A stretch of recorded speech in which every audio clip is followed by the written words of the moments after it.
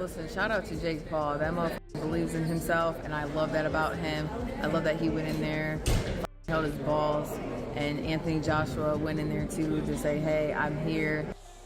He's looking to the stars, isn't he? Yeah, he's gone us there. Good stoppage, I think. We don't want to see anyone lose their life. I think it was a good stoppage. This fella with the vest been loving it all the way through. I think he did all right, though. He did do all right, Jake Paul, to be fair. Oh! Oh!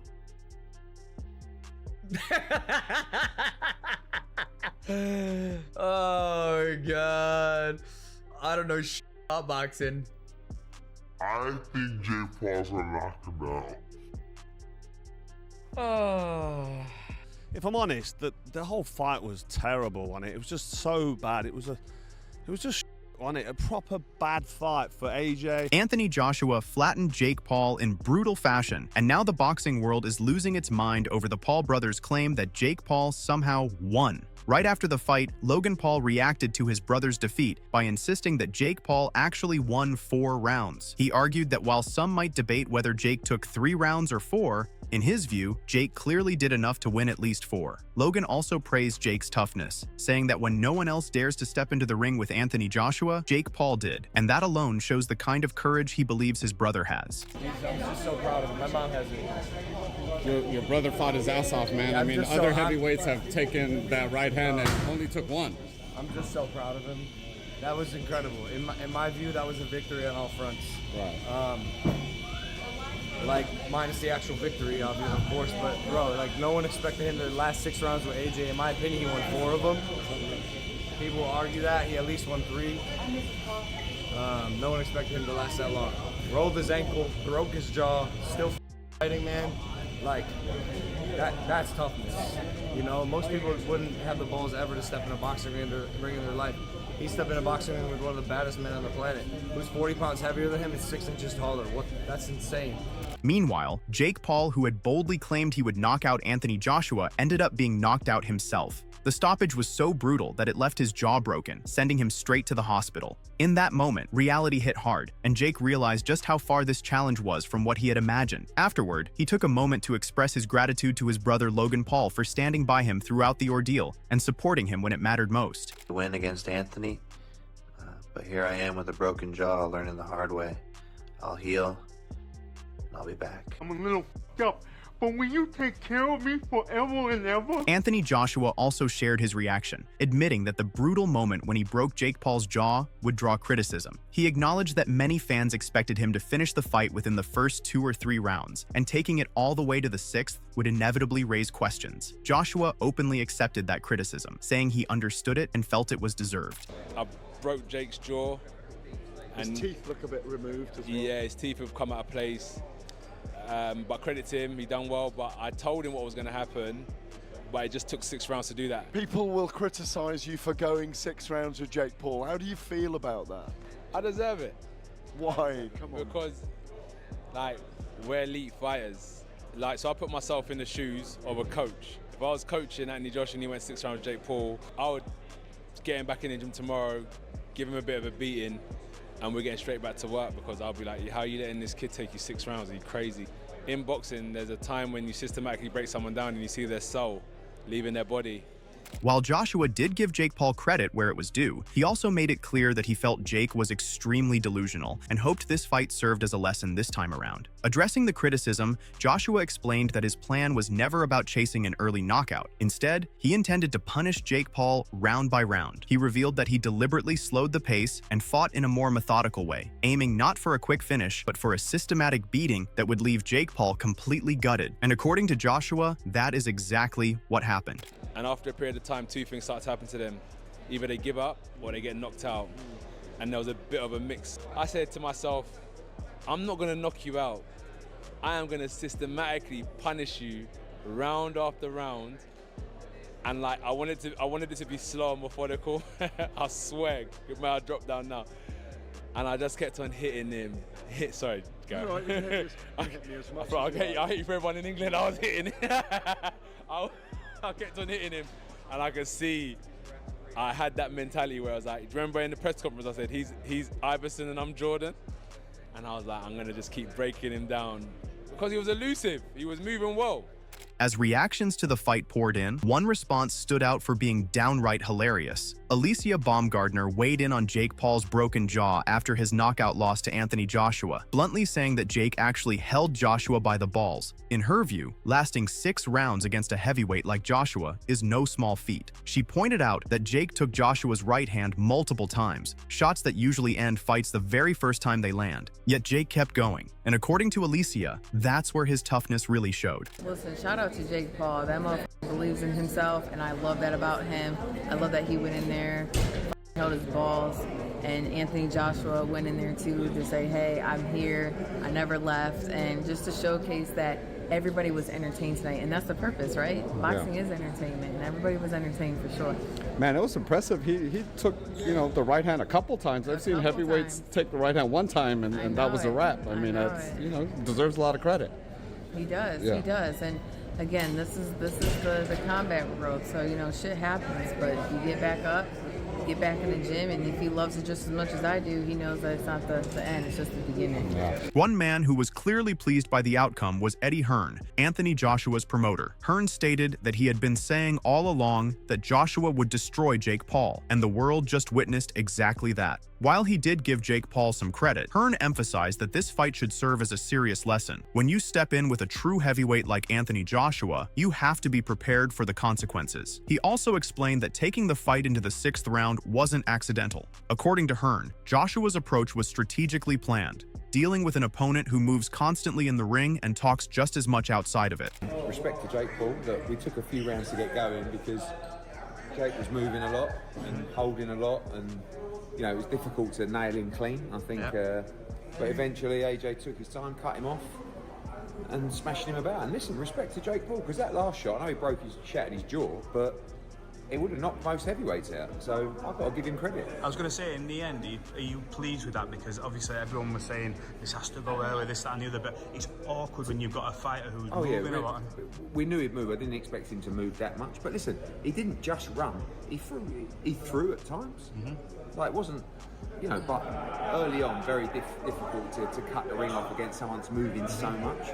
But also the rustiness of 15 months out, Meanwhile, Tom Aspinall also shared his reaction after watching the fight, stating that this was by far one of the worst performances he has seen from Anthony Joshua. He still applauded Joshua for choosing the matchup, saying it did nothing more than add millions to his bank account and was clearly an easy fight. According to him, Jake Paul's constant movement and focus on keeping distance was the smartest strategy available because deep down, no matter how much he talked himself up, Jake knew he didn't want to seriously risk his life in the ring. He's going to knock his head off in a minute. Oh, yeah, it's over. There's no coming back from that. Yeah, over. 6th round. He's looking to the stars, isn't he? Yeah, he's gone as there. Good stoppage, I think. We don't want to see anyone lose their life. I think it was a good stoppage. This fella with the vest been loving it all the way through. I think he did all right, though. He did do all right, Jake Paul, to be fair. What are you thinking if you're Anthony Joshua at this point? I'd be absolutely buzzing. 50 mil in the bank. Easy fight. Get another one going quick, I say. Who? I don't know. Tyson Fury. Someone like that.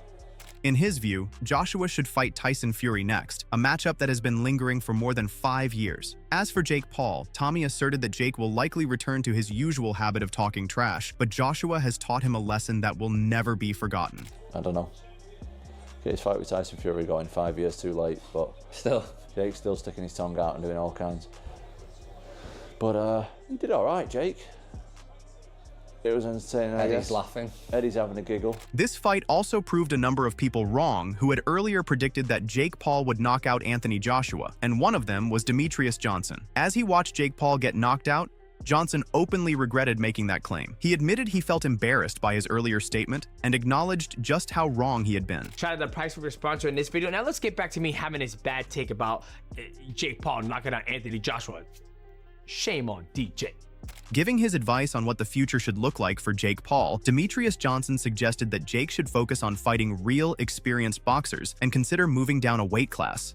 He believes Jake struggles when facing seasoned and acclaimed opponents like Joshua, while newer or less experienced fighters are easier for him to handle. Johnson emphasized that if Jake wants to take boxing seriously, he needs to stop picking influencer-style opponents. He even named Darren Till as a suitable next opponent. Additionally, Johnson advised Jake to work on his cardio, noting that he hasn't yet adapted to the tempo changes required at a higher level of boxing. That tempo change, he doesn't really have that yet. And I think for somebody who's successful, wealthy, can have the state-of-the-art training, that should be something that it should come natural, right? So, but I would like to see Jake Paul take a little more training, work on certain technical things, work on the cardio, maybe even come down a weight, right? I mean, I think he could probably lose a little weight, get more shredded, and be a lot faster than being a cruiserweight. I don't know what that weight class is. And I'd like to see him fight a boxer, not an influencer, a boxer. I'd love to see him fight Darren Till, a real fighter who's good at boxing, a good size, big man. And I just like to see him continue to fight, not guys that are influencers, but guys who box, who are 8-2, 9-2. At the same time, the fight received extreme criticism from Carl Froch, who called it a disgrace. He noted that although Joshua successfully knocked Jake Paul unconscious, he wasn't motivated enough to finish him in the first 2 rounds. In Froch's view, Joshua's prime may be behind him after spending time away from boxing, as he observed that Joshua didn't look fully on his feet during this fight. Anthony Joshua did the job in 6 rounds, got Jake Paul out of there, dropped him. I think he got stopped on his feet, counted out, knocked out, whatever, however you want to call it. It wasn't a bad knockout. It wasn't an El Sparko. He wasn't rendered unconscious, but he got done. He got it on the chin. He went over. He didn't beat the count. He was sort of up on his feet. But if I'm honest, the whole fight was terrible on it. It was just so bad. It was just shit on it. A proper bad fight for AJ. And let me start with AJ. AJ was following him around the ring a little bit, sort of pouring with the jab, putting the jab on the shoulder of Jake Paul, sort of putting him in the corner and not really pulling the trigger on the right hand. He didn't seem to be motivated to go in there and just smash Jake Paul into oblivion in the first 1 or 2 rounds, which I think he could have done. But he's been out of the ring 15 months, a bit slow on his feet, a bit ring rust maybe. Carl Froch believes Joshua wasn't fully pulling the trigger at the right moments in the fight, which in his view shows that Joshua is no longer at his peak. Because of that, he also criticized those claiming Jake Paul performed well. Froch pointed out that Jake Paul spent most of the fight running, trying to save himself from a monster in the ring. Lasting from the first round to the 6th doesn't justify the opinion that Jake truly did a great job. In his eyes, what was supposed to be a professionally sanctioned boxing match ended up looking like a circus, and Froch didn't hold back in expressing his frustration. Amateurs, even when I was a world champion pro, if you're not motivated, sometimes you can have a couple of bad rounds and you're sort of looking at your opponent and a jab hits you or right hand hits you. And I think AJ was in a bit of a daze early on, just walking him around, touching the jab on his shoulder, not really pulling the trigger on the right hand. Didn't look like he got out of first gear. Jake Paul was just on pure survival mode from round 1 right through to round 6. I don't know if he's got a moral victory going 6 rounds. Maybe he has. People might give him credit for going 6 rounds. But he got in there and just survived. He just went in there and ran like a chicken from round 1 right through to round 6 when he got splattered. And it's like, it's just, you can't really justify what he's done because this is supposed to be a professional sanctioned boxing match. Calling it an embarrassment, Carl Froch didn't hold back. He asserted that Jake Paul didn't put in the right effort, and in doing so, ruined the integrity of boxing. Froch argued that while Jake might think training day-to-day makes him a professional fighter, it doesn't. He criticized Jake for spending the fight running like a chicken and only showing up sporadically in the ring. In Froch's view, this performance was an embarrassment that undermines the integrity of the sport. The sad thing is, I think if Jake Paul was fit enough and he had the energy and the engine, which he hasn't got, because he's not a professional athlete.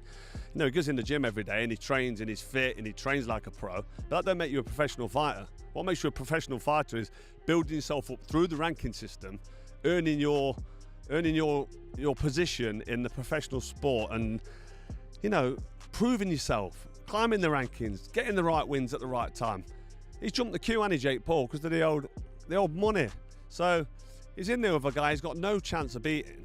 Can't do anything with him, can't hurt him with a shot. So he's on survival mode, running, holding, falling on the floor. It was an embarrassment. That's what it was, embarrassment. I would have been embarrassed if I was AJ, but I'd have been like disgusted with myself and completely embarrassed if I'm Jake Paul. On the other hand, Joseph Parker, who has faced the power of Joshua himself, gave credit to Joshua and dismissed the critics of his performance. He asserted that Joshua did the right thing by breaking down Jake Paul round by round instead of rushing for a knockout. In his view, the game plan was perfect, considering an opponent in front of you who just keeps moving and rarely throws a punch. Parker also noted that Joshua's power is on the rise, and he gave Jake Paul credit for stepping up to the challenge and surviving 3 times as long as many expected. Before Joshua did what he had to do, it took him a while to get it, but he had to break him down and chase him down and unleash his powerful shots.